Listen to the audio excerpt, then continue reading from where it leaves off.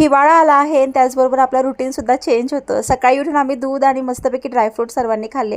त्यानंतर नाश्त्याला पोहे केले. सकाळचा नाश्ता दूध सगळं आवरल्यानंतर लगेचच घर झाडून पोछा वगैरे सगळं स्वच्छ केलं. शिवचरण जरासा उशिरा उठले होता त्यामुळे बेड तेवढा आवरायचा राहिला होता. नंतर लगेचच वैशूला शाळेत सोडलं आणि तिकडनं येताना मी पालेभाजी घेऊन आलेले.